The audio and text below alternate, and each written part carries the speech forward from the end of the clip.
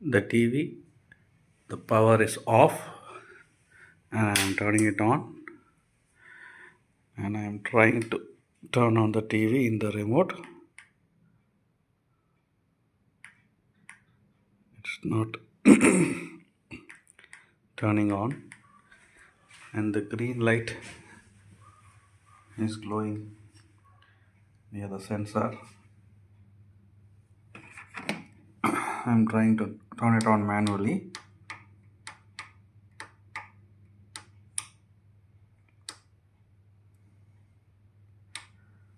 Not turning on. I'm trying in the remote. As you can see, it's with the battery.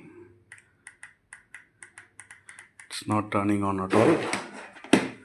After that, here you can see the